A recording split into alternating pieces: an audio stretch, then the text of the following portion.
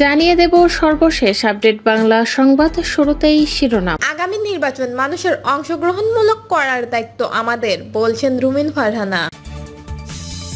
এদিকে অনিয়মের অভিযোগ, নির্বাচন কমিশনের ৬ কর্মকর্তাকে দুদকে। জানাবো রিকশা প্রতীক নিয়ে আগামী সংসদ নির্বাচনে ৩০০ আসনে অংশ নেবে খেলাফত মজলিস। সরকার ব্যর্থ, জুলাই ঘোষণাপত্র দেবে এনসিপি, বলছেন নাহিদ ইসলাম। এবং সর্বশেষ জানাবো এনবিআর কর্মকর্তা কর্মচারীদের শাটডাউন সহ সব কর্মসূচি প্রত্যাহার। শুনছিলেন সংবাদ শিরোনাম, এবারে বিস্তারিত।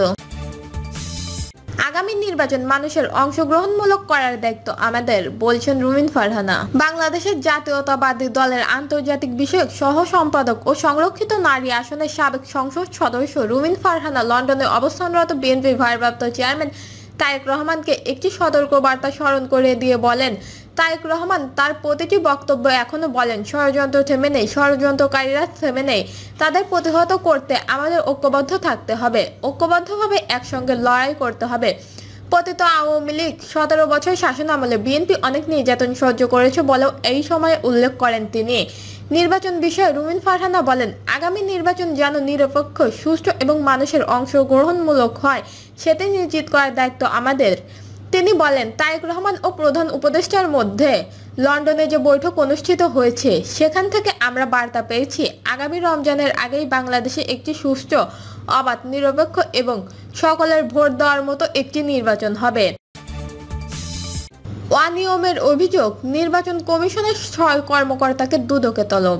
ইলেকট্রনিক ভোটিং মেশিন ক্রয়ে অনিয়ম অনুসন্ধানে নেমেছে দুর্নীতি দমন কমিশন। এই সময় ইসির তৎকালীন দায়িত্ব সংশ্লিষ্ট ৬ কর্মকর্তাকে তলব করেছে সংস্থানটি। দুদকের সহকারী পরিচালক ও অনুসন্ধান টিমের প্রধান মোহাম্মদ রাকিবুল হায়াত সই করা এ সংক্রান্ত চিঠি থেকে বিষয়টি জানা গেছে। এতে বলা হয়, সাবেক নির্বাচন কমিশনারকে এম নুরুল হুদা সহ অন্যান্যের বিরুদ্ধে ক্ষমতার অপব্যবহার, বিভিন্ন অনিয়ম ও সরকারি আর্থিক বিধান লঙ্ঘনের সমীক্ষা ছাড়াই প্রকল্প গ্রহণপূর্বক চ্যালেঞ্জ ব্যতীত বাজার মূল্যের চেয়ে ১০ গুণ বেশি দামে ১.৫ লাখ নিম্নমানের ইলেকট্রনিক ভোটিং মেশিন ক্রয় করা, সরকারের প্রায় ৩,১৭২ কোটি টাকা ক্ষতি সাধনের অভিযোগ রয়েছে।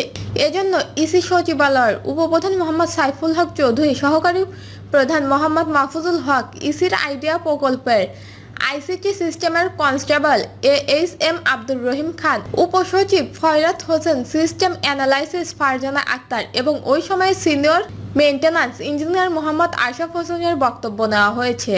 চিঠিতে ওই ৬ কর্মকর্তাকে আগামী বুধবার দুর্নীতি দমন কমিশনের প্রধান কার্যালয়ে উপস্থিত হয় এবং অভিযোগের বিষয়ে বক্তব্য প্রদান করতে বলা হয়েছে। ২০১৮ সালে একাদশ জাতীয় সংসদ নির্বাচনের পূর্বে তড়িঘড়ি করে এই মেশিনগুলো কিনেছিলেন ইসি। যদিও সেই ভোটে সীমিত পরিসরে মেশিনগুলো ব্যবহৃত হয়, অর্ধেকের বেশি মেশিন নষ্ট হয়। সম্প্রতি প্রকল্পটি বাতিল করেছে ইসি। রিকশা প্রতীক নিয়ে আগামী সংসদ নির্বাচনে ৩০০ আসনে অংশ নেবে খেলাফত মজলিস। আসন্ন ত্রয়োদশ জাতীয় সংসদ নির্বাচনে অংশগ্রহণের ঘোষণা দিয়েছে বাংলাদেশের খেলাফত মজলিস। দলটির পক্ষ থেকে জানানো হয়েছে, ইসলামের মূল্যবোধ ও জাতীয় স্বার্থকে সর্বোচ্চ গুরুত্ব দিয়ে দলীয়ভাবে নির্বাচনে অংশ নিতে হবে। প্রয়োজনে ৩০০ আসনের রিকশা প্রতীক নিয়ে প্রার্থী দেওয়ার প্রস্তুতিও রয়েছে দলটির। ব্রিফিংয়ে মাওলানা মোমিনুল হক বলেন, জুলাই আগস্টের রক্তক্ষয়ী গণ আন্দোলনের মধ্যে দিয়ে ফ্যাসিবাদ পতিত হয়েছে এবং ২০২৪ সালের ৮ই আগস্ট অন্তর্বর্তী সরকার দায়িত্ব গ্রহণ করেছে। বিগত ১৫ বছর ধরে যারা রাষ্ট্রের নিপীড়নের শিকার, বাংলাদেশের খেলাফত মজলিস তাদের অন্যতম। আমাদের অধিকাংশ কেন্দ্রীয় নেতা দীর্ঘদিন কারাগারে ছিলেন। ফ্যাসিস্টবাদী রেজিমের প্রধান শেখ হাসিনা আমাদের সংগঠনে ও নেতৃত্ববিন্দু দানকারীদের সরাসরি টার্গেট করে আসছিলেন। ফ্যাসিস্ট বিরোধী ঐক্য অটুট রাখার আহ্বান জানিয়ে তিনি বলেন, রাজপথে গড়ে ওঠা ঐতিহাসিক ঐক্যের নস্যাৎ করা যাবে না। বর্তমান যে রাজনৈতিক দল সমন্বয়ের ধারা চলছে সেখানে কেউ কাউকে উপেক্ষা করতে পারবে না, দমন করতে পারবে না, এটা যেন বজায় থাকে। কেউ যদি আওয়ামী লীগের ঐতিহ্য ফিরে গিয়ে দমন উৎখাতের রাজনীতি করে, তাদের বাংলাদেশে খেলাফত মসজিদ জাতীয় ঐক্যর ডাক দেবে এবং সক্রিয় ভূমিকা পালন করবে। খেলাফত মসজিদের আমির বাংলাদেশের ভিতর থেকে বাংলাদেশের মানুষের সিদ্ধান্ত বাংলাদেশ পরিচালিত হবে, এটা নিশ্চিত করতে বলেন। কেউ বিদেশি এজেন্ডা বাস্তবায়নের ষড়যন্ত্র যেন ফিরে না আসে সে বিষয়ে আমাদের ভূমিকা অব্যাহত থাকবে। নির্বাচনে অংশ নেওয়ার বিষয়ে তিনি বলেন, বাংলাদেশের খেলাফত মজলিস ইসলাম ও দেশের স্বার্থকে অগ্রাধিকার দিয়ে নির্বাচনে পদক্ষেপ গ্রহণ করবে। প্রয়োজনে 300 আসনে রিক্সা প্রতীক নিয়ে নির্বাচন করবে। আবার যদি বৃহত্তম জোট বা নির্বাচনের সমঝোতার মাধ্যমে ইসলাম ও দেশের স্বার্থ অধিকার রক্ষা হয় সেদিকে দল পদক্ষেপ নিতে প্রস্তুত। সরকারের প্রতি আহ্বান জানিয়ে মামুনুল হক বলেন, বর্তমান অন্তর্বর্তীকালীন সরকারের কাছে আমাদের দাবি নির্বাচনী কাঠামোর যেসব বিষয় এখনো অমীমাংসিত তা দ্রুত জাতির সামনে স্পষ্ট করতে হবে। সংসদের দ্বিকক্ষ বিশিষ্ট কাঠামোর বিষয়ে ঐকমত্য থাকলে উচ্চ কক্ষ ও নিম্ন কক্ষের বিষয়ে গঠিত হয় সে বিষয়ে এখনো সিদ্ধান্তের প্রয়োজন। পিআর সিস্টেম সম্পর্কে খেলাফত মজলিস অবস্থান তুলে ধরে তিনি বলেন, আমরা আংশিক পিআর সিস্টেম চাই। বর্তমান ব্যবস্থায় সংখ্যাগরিষ্ঠ মতামতের প্রকৃত প্রতিফলন ঘটে না। তাই ন্যায্য ও আন্তর্জাতিকমূলক প্রতিনিধি নির্বাচনের আংশিক পিআর সিস্টেম নিম্নকক্ষে ও পূর্ণ পিআর সিস্টেম উচ্চকক্ষে চালু করা প্রয়োজন।